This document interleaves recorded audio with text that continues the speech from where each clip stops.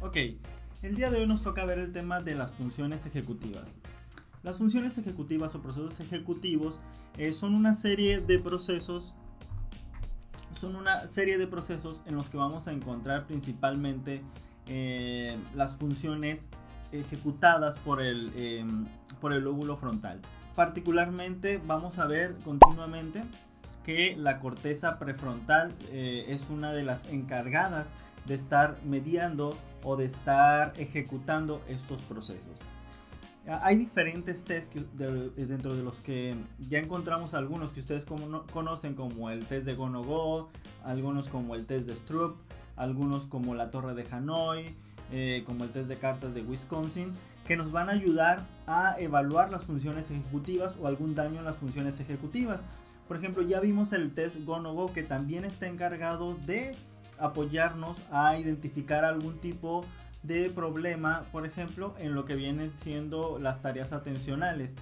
Ese test también es válido para evaluar las funciones ejecutivas, porque si recordamos el modelo de Baddeley, tenemos un ejecutivo central que va a estar dirigiendo las acciones de esta memoria, y entonces estamos hablando prácticamente del mismo proceso que se va a ejecutar en otras tareas.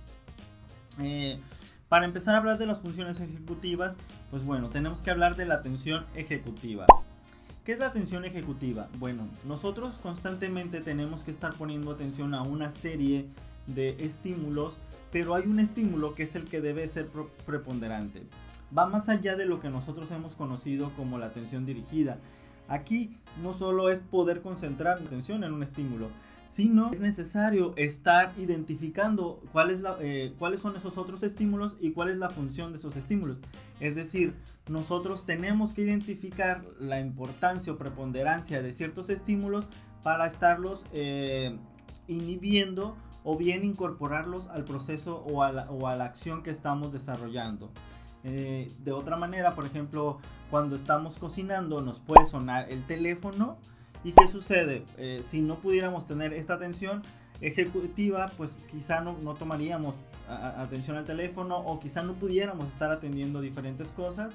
Pero entonces el cerebro lo que hace es que sigue concentrándose en la atención y dice, también es importante esto otro, y entonces empieza a generar una serie de acciones para poder seguir elaborando ambas tareas. Vamos a encontrar dentro de esto, por ejemplo, el modelo de redes atencionales. El modelo de redes atencionales dentro de la atención ejecutiva lo que nos dice es que un estímulo entra en una primera fase, obviamente por los órganos de los sentidos, y posteriormente hay una elaboración que se conoce como elaboración oculta o un proceso oculto, en donde ya no tenemos ese contacto con el estímulo, pero nuestro cerebro está tomando como una atención de los elementos, ya sea si hay elementos visuales, si hay elementos como gramaticales, por ejemplo, como en el test de Stroop, o como lo veremos más adelante. Y bien, posteriormente ya llega la información a la corteza cerebral, en donde nos dice o se interpreta la información para generar un plan de acción. Ahora bien, el modelo de redes atencionales, por ejemplo, ha sido bastante apoyado o suplementado por Coles y sus colaboradores, y podemos ver que aquí hay mediadores o supervisores, como le quieran llamar, que vienen siendo la corteza orbitofrontal dorsolateral y también el cíngulo anterior. ¿Okay? La atención ejecutiva también tiene una relación total con lo que viene a ser la conciencia, es decir, aquello de lo que nosotros podemos estarnos percatando qué sucede. La atención ejecutiva nos va a ayudar a poder estar captando estos estímulos, estar generando esta información y actuar frente a esta información. Otro de los procesos ejecutivos o otra de las funciones ejecutivas es el cambio de atención. Esta parte es muy importante porque el cerebro, nuevamente lo vamos a ver con apoyo de la corteza prefrontal, particularmente dorsolateral, vamos a ver que es muy importante que nosotros tengamos la capacidad de cambiar de atención, es decir, de pasar de un estado de atención a otro. Si yo estoy cocinando, puedo escuchar un estímulo que me haga ir y tomar el teléfono, y realizar esa acción, ¿ok? O bien estar cocinando, tomar el teléfono y estar ejecutando ambas acciones. Obviamente que en el día a día estamos ejecutando infinidad de tareas y estamos poniendo atención a muchas cosas, pero también ahí lo vamos a ver más adelante. También hay algo que es la inhibición de la respuesta, que es muy importante para que nuestro cerebro pueda funcionar de manera adecuada. Este cambio de atención, en donde el cerebro hace un plan de acción de ejecutar una tarea y luego otra, pues obviamente puede tener errores. Incluso no sé si a ustedes les pasa, pero a mí me pasa que de repente digo, voy a abrir la puerta, y si alguien me dice, no la abras, voy y la abro. O sea, en ese momento, ese puede ser un fallo de la atención. ¿Por qué? En el cambio de la atención, porque quizá mi corteza prefrontal ya envió la información, o ya se envió la información a través de las vías eferentes de que abra la puerta, y entonces ahí hay un costo, que es el tiempo en el que yo recibo la señal o una señal contraria, y uno donde ya ejecuté la respuesta. Eso puede pasar. Ahora bien, el cambio de la atención obviamente tiene costos, y un costo puede ser que una tarea me pueda llevar más tiempo, y ese es el costo que tiene de no cambiar la atención de manera precisa o de manera adecuada.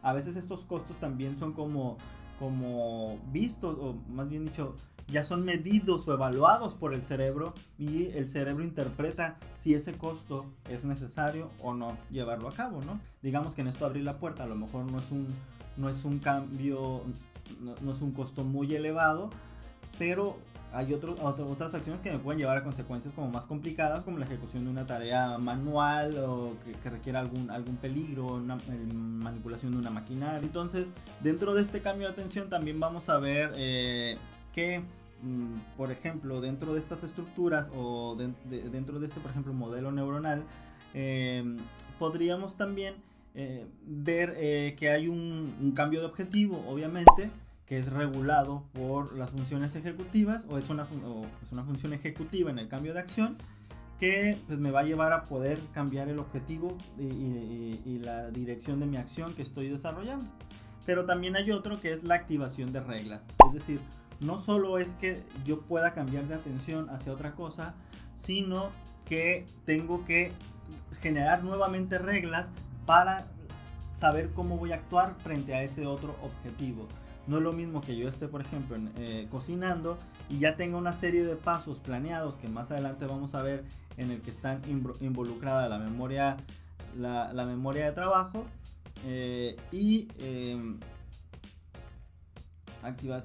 tendré que activar otras reglas para, ahora si sonó el teléfono, ¿qué voy a hacer? Llamar. Luego mi cerebro va a decir, pero también tienes que seguir cocinando, y entonces nuevamente es crear un nuevo plan de acción. Les comentábamos anteriormente que una función muy importante, las funciones ejecutivas, es poder inhibir respuestas. Es decir, que yo esté generando una serie de conductas, o tomando una serie de decisiones, pero también hay muchas respuestas que debo de inhibir, porque me pueden poner en riesgo, pueden poner en peligro, me pueden llevar a una mala decisión. Por ejemplo, hay un ejemplo muy sencillo, ¿no? De cuando no te pregunten, no hables, o cuando no tengas algo importante que decir, o algo que contribuir. Si va a ser como muy impulsivo, pues mejor lo pienses, ¿no? A ustedes no les tocó, pero en nuestros tiempos había toda una campaña en la televisión donde decía cuenta 10 antes de hacer algo, que era contra la violencia familiar principalmente. Pero no sé si esa campaña funcionó, pero al final de cuentas tú contabas hasta 10 y terminabas más enojado. Creo que esa no era una buena técnica para la inhibición. Que esta inhibición de la respuesta va a ser cognitiva, ¿no? Y aquí vamos a ver como procesos ya metacognitivos, pero también puede haber inhibición emocional también que esté relacionada con esto. Entonces tenemos, como ya lo vimos anteriormente, tenemos que la inhibición de la respuesta, por ejemplo, estás frente a hay un comentario que te hacen, y tú inhibir la respuesta, es que ya tienes tu mente o tu cerebro ya tiene preparado lo que va a decir, pero tu cerebro al mismo tiempo te diga, no lo digas porque vas a empeorar las cosas. Esto va a poner en descontexto o descontextualizar todo. Eso es inhibir. Incluso ahí estamos hablando de una inhibición, de una orden de inhibición que va a una cuestión motora del habla, ¿no? Entonces paras de seco, pero pues obviamente la inhibición va para muchas partes, no solo es la acción como tal, sino incluso la idea, ¿no? De la estrategia. Digo, a lo mejor tú estás en ese momento resolviendo algún problema en la escuela, algún problema matemático, y vas analizando que quizá esa no sea la respuesta.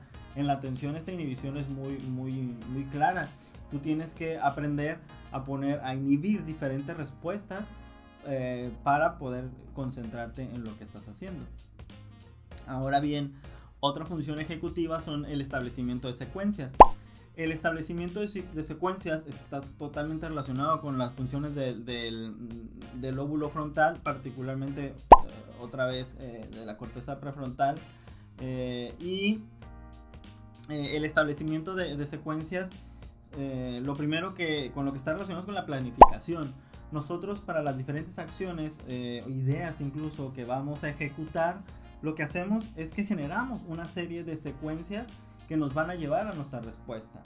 Es decir, si yo voy, algunas son automáticas o se vuelven automáticas dependiendo, no me refiero específicamente, claro, aquí no me refiero a los actos reflejos, pero algunas de ellas son secuencias que nosotros tenemos que codificar, planear esas secuencias. Por ejemplo, un ejemplo también como muy burdo es este de que cuando nosotros nos encontramos en una interacción social, incluso podemos ya tener como un preestablecimiento o una planeación de las secuencias que van a pasar en esa interacción social. En el ejemplo, de que estemos en un restaurante y vamos a comer, o estemos con un amigo, con la pareja, con los papás, regularmente ya hasta sabemos como las secuencias de lo que va a ser, y esa es la planeación. Digo, nosotros podemos ser responsables de nuestro proceso de planeación, pero también podemos observar la planeación del entorno. Una persona que tiene algún daño en el lóbulo prefrontal quizá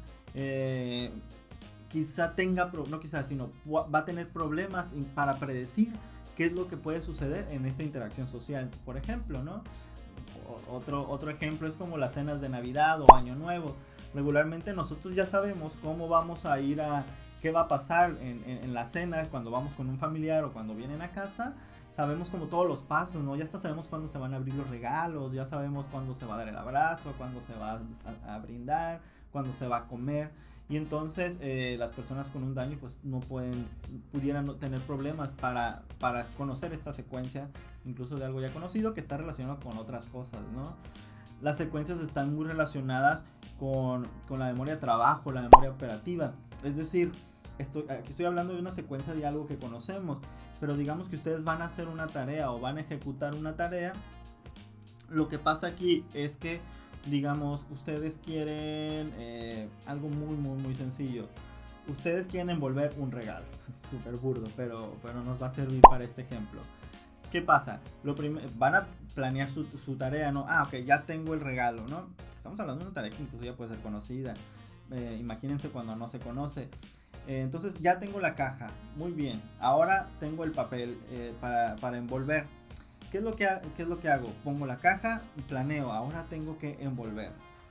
Envuelvo, pero entonces mi memoria de trabajo va generando, o mi memoria operativa, obviamente trae de la memoria a largo plazo información, también de la memoria a corto plazo almacena de manera muy breve, y la memoria operativa está trabajando en este sentido. Lo que sucede es que tiene que guardar ese procedimiento.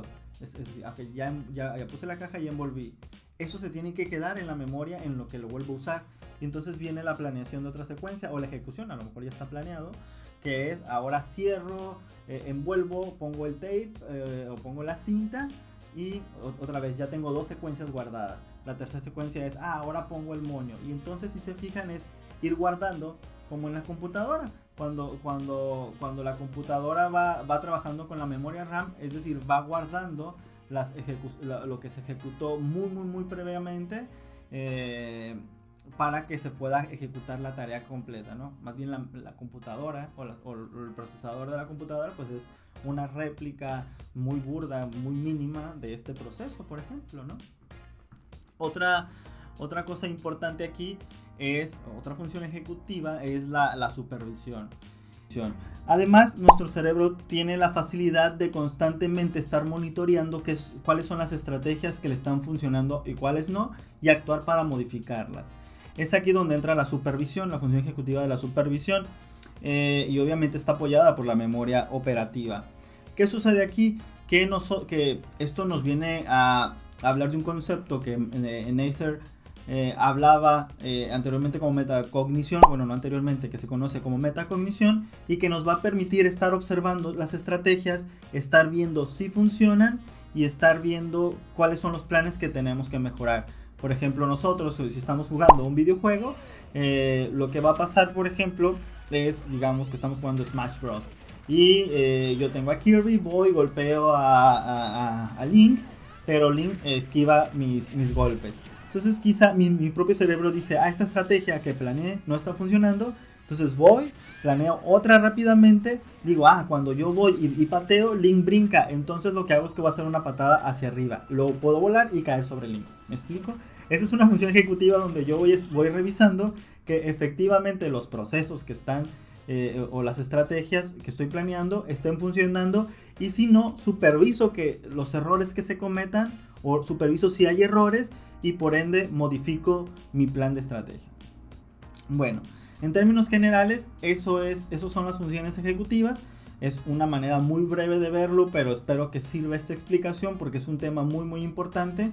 De cada uno de estos temas que hemos visto se desprenden un montón, y además se desprenden un montón de maneras de evaluarlo, y mucha evidencia empírica de lo que hemos conocido en diferentes ámbitos, como la educación, como el área clínica, etcétera. ¿Ok? Espero que esto les haya servido y también espero verlos pronto. Bye.